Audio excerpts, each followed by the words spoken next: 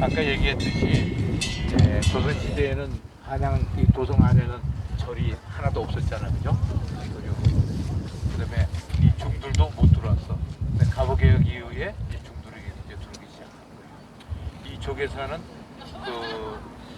뭐 우리 이 개신교도 뭐 종파가 많지만 불교도 이렇게 보면 종파가 20여 개 되는데 그 중에서 가장 큰 종파가 조계종, 태고종, 천태종 이렇게 있죠. 근데 이 조계종이라는 게 우리나라에서 언제부터 생겼을까? 고려시대. 고려시대? 조계종이라는 이름 자체가 얼마 안 돼요. 1941년부터 생긴 거예요. 이 절이 조계사가 언제 있었을까 이거? 자, 내가 이게 조계사가 조선 초기, 대한제국 시절, 일제강점기, 광복 후 언제 같아? 광복 후 강점기. 왜냐하면은 조선 시대는 없다고 그랬잖아, 절이 여기 없다고 그랬잖아요. 그런데 일본 애들이 을사늑약을 맺고 나서 이제 경술국치 같을 때 다 뭐 조선을 치고 흔들었으니까 그때 이제 이 중들도 들어오기 시작하고 불교가 야 우리도 다시 좀 이렇게 하자 이제 이런 운동이 일어난 거예요. 그래서 한용운이가 중심이 돼가지고 여기 수성동에다가 절을 하나 지어요. 포교동 하나 지어요. 그게 이제 각황사라는 절이 각황사. 네, 그 절을 짓는데 그러고서는 그게 이제 1909년인데 그러고 나서 30년 되어서 이 절을 수성동에서 이리 옮깁니다. 이게. 옮기고 북한산에 있는 태고사 절을도 이리 옮겨요. 그래서 이름을 태고사라고 바꿔. 태고사라고. 그럼 조계사라는 이름은 언제 생겼나? 한국전쟁 끝나고 생겼어요. 조계사라는 이름이. 그러니까 조계종은 1941년도에 조계종을 종단을 만들고 그 다음에 이 조계사라는 이름은 한국전쟁 끝나고 54년도인가 55년도에 조계사라는 이름을 만들어요. 근데 이 건물이 처음에 이 각광사 있을 때 이 건물이 굉장히 크죠. 내용전이 엄청 커요. 이게 어디서 갖고 왔냐면은 정읍에 있는 그 당시에 우리나라 민족 종교 중에 하나인 보청교라고 있었어요. 보청교. 그게 얼마 못 갔는데 그 독립 자금도 많이 되고 이런 사람인데 나중에 그 후계에 물려주면서 후계자한테 물려주면서 어디 갈등이 있어서 이제 없어진 건데 그 당시에 보청교의 신도가 한 600만 된다고 그래. 엄청나게 큰 거지.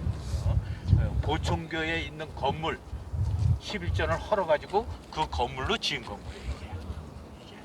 그리고 저 앞에 가면 대웅전이라는 편액은 글자가 대웅전이라고 써있는데 그 편액은 어디서 갖고 왔냐면 지리산에 있는 그 화엄사의 각황전을 대웅전에서 갖고 왔어요.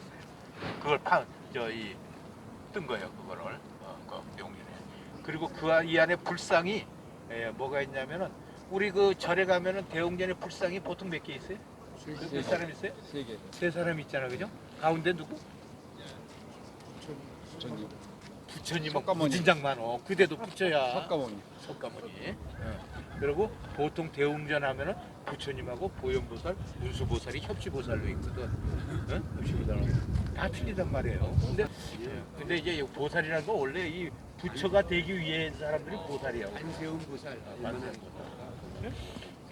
근데 지금 여기는 뭘 모시고 있냐면 우리가 이 건물을 보면 건물 이름은 그 안에 모신 주불에 따라 다르잖아. 대웅전, 대웅보전은 석가모니, 각황전, 비로자나 부르면 비로자나 부처, 또 약사 부르는 모시면 약사전, 또 관음전은 이 관음전, 원통전 이런 거는 관음보살. 이게 안에 이제 모신 이제 그 주불에 따라서 이름이 다 달라진단 말이에요. 근데 이게 이 대웅전 있고 대웅보전 있잖아. 그죠? 뭐가 틀려? 글자가 하나 더 있지. 보자가 더 있잖아. 보자는 좋은 거 아니야. 좋은 거. 그러니까 부처가 있고 석가모니가 있던 부처가 있고 세 사람이 다 붙으면 보자가 들어가는 거야. 세 사람이 다 붙으면. 근데 여기에 세 사람이 다 있어. 근데 대웅전이란 편액은 저쪽 거 갖다 붙여. 물론 보통 그런데 그렇지 않은 절도 있는 거지. 근데 여기 가운데는 석가모니가 있고 오른쪽에는 아미타 부처가 있어요. 왼쪽에는 약사불이 있어요. 그럼 뭐가 틀리냐? 석가불, 아미타불, 약사불이. 아미타불은 서방 세계를 관장, 극락 세계를 관장하는 부처예요. 약사불은 동방 정토를 동쪽을 관장하는 부처예요. 그러니까 동쪽과 서쪽을 관장하고 현세를 관장하는 석가모니가 있으니까 이 세 부처는 공간불이다 이렇게 얘기해요. 공간불. 그 다음에 뭐 과거를 하는 부처 있고 또 미래를 미륵불도 있고 이거는 이제 시간불이지 그죠? 그러니까 이거는 이제 삼세불, 삼공간불인데 이렇게 부처가 셋이 있는 데는 그 대웅 보전이라고 보통 얘기를 해요. 저 절에 가서 보시면 그렇게 얘기해요. 여기 그런데 그 가운데 있는 석가모니 부처는 어디서 가져왔냐면은 저기 월출산 도갑사에 도갑사 유명하잖아.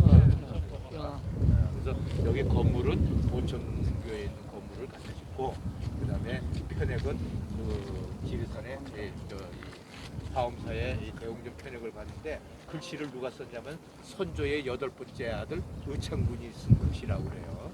그리고 그 석가모니 부처는 도갑사에 갇혀있지. 이렇게 보면은 이 건물이 바깥에 이렇게 한번 쭉 돌아보면은 이게 이 나무의 이 조각들이 굉장히 깊고 섬세하고 온갖 문양이 다 있어.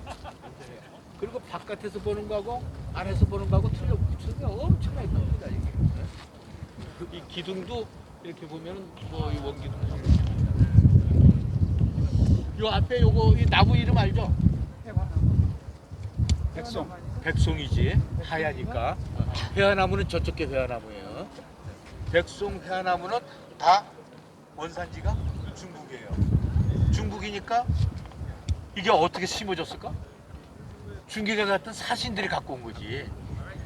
중국에 가는 사신들은 천민이 갈 수 있나? 못 가지. 고관들이 가는 거야, 양반들이, 그죠? 그러면 그 사람들이 심어놓은 이 땅은 굉장히 큰 집이겠지, 그죠? 예, 이것도 이제 그래서 이건 귀해.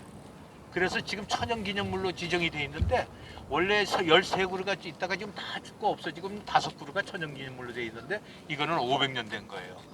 제일 오래된 게 있어 600년짜리. 어디? 재판소 헌법재판소 박규수 집터 거기에 600년짜리가 있고 여기 500년 있고 나머지 3개는 고향하고 예산하고 뭐 이제 백송이에요. 저 회화나무는 우리가 창덕궁 갔을 때 봤을 텐데 회화나무 들어가서 있죠. 세 그루 그죠? 그 별명이 뭐예요? 회화나무. 학자수, 학자수. 그 이제 옛날에 중국에 이제 주나라 시대에 세정성이 왕을 만나러 가는데 왕을 아뢰나러 가는데 먼저 세정성이 저 회화나무 밑에서 서로 의견을 통일을 해가지고 왕한테 아뢰했다는 거예요. 그게 학자수예요. 그래서 조선 시대에 이 왕들이 이 유능한 관리나 학자들한테 상으로도 저 회화나무를 주고 또 사대부 집에서는 우리 집에서 과거를 국제를 하기를 기원하는 뜻에서 저 회화나무를 주고 그래서 회화나무가 있는 데는 그 상당히 고귀한 사람들이 살았던 집이다 이렇게 보시면 됩니다. 저 옆에 가면은 탑 있죠, 탑. 팔각시증탑인데 저거는 그 세운 지가 이제 한 15년 됐나? 그래요. 15년밖에 안 됐어요. 근데 저 그 월정사에 있는 뭐 구층탑을 뭐 떴다고 그렇게 얘기해요. 저기에는 이제 부처님 살이 한 거 들어가 있고 14,000개의 이제 북상이 들어가 있어요. 그러면 저거가 15년 됐다 그러는데 전에는 당연히 앞에 탑이 있어야 될 거 아니야, 그죠? 그 저거 없었을 때는 뭐 어디 있을까? 무슨 탑이 있을까? 그 탑 형태가 일본식 같아. 그래갖고 저 사리는 그 저 뒤에 가면은 그 90년 된 탑이 있는데 일본이 나중에 가다가 이렇게 보게 되면은 근데 그거를 옮기고 거기에 있는 사리를 여기다 넣었어요. 그 사리는 뭐 스리랑카 스님이 갖고 온 사리라고 그렇게 얘기를 해요.